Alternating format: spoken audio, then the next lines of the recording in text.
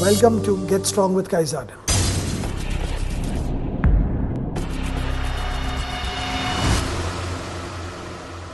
In this episode, we're going to discuss the obliques.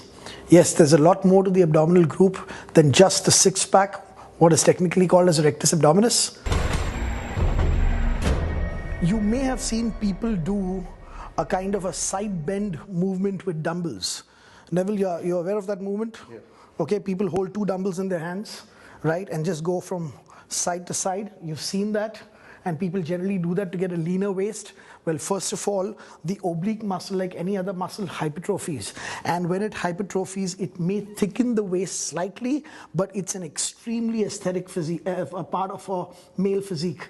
If you all remember Greek statues, the statue of David, okay, you'll notice that these Greek statues were extremely muscular.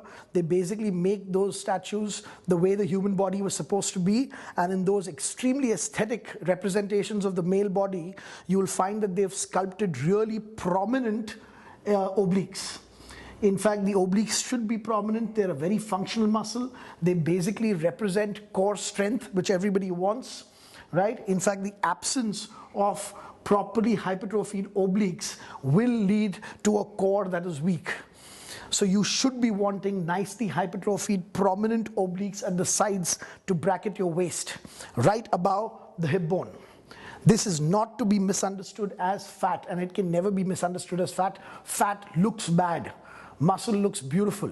Okay, and when there is no fat and only muscular development, this is the kind of sharp cut that you get right above the hip line, which is made by the external obliques.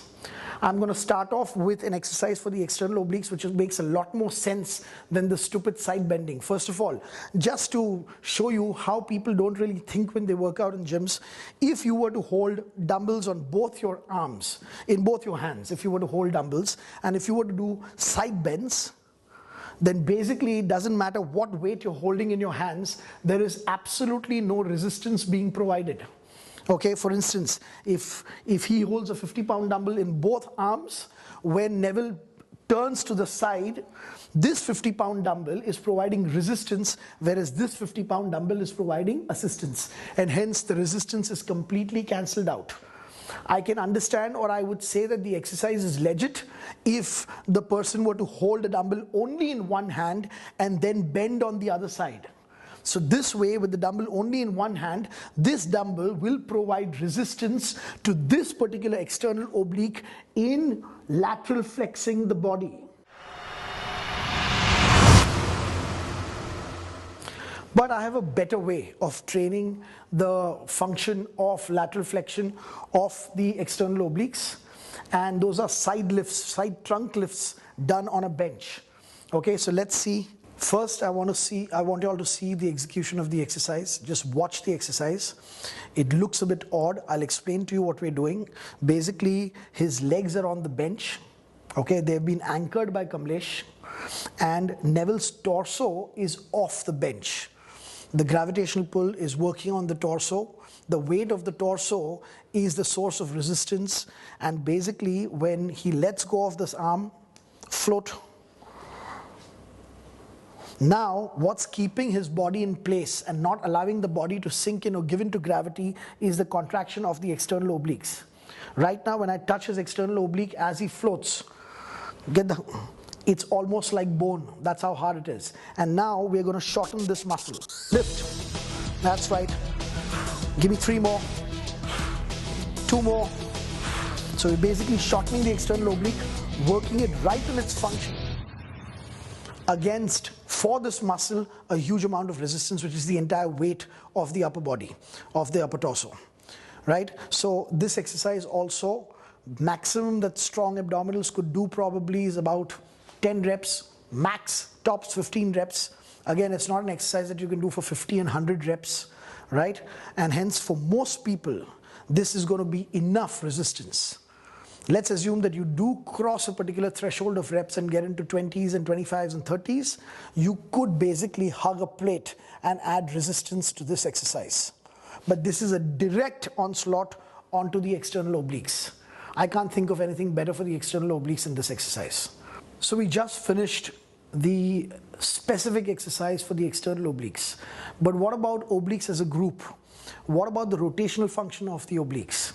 Well, instead of using a stupid twister, I would rather that you incorporate the twist into the exercise that I've shown earlier, which is the crunch sit-up.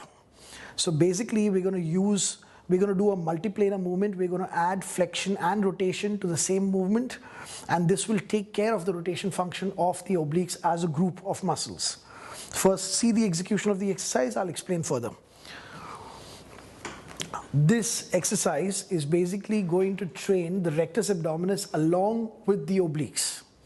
Okay, and quite frankly, this could be the only exercise that you do. Instead of doing a crunch followed by a reverse crunch followed by lateral flexion, okay, you could just do this exercise and then do the lateral flexion as a separate movement.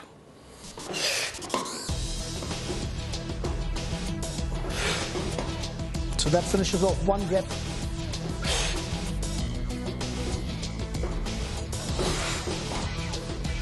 Second rep, and the last one.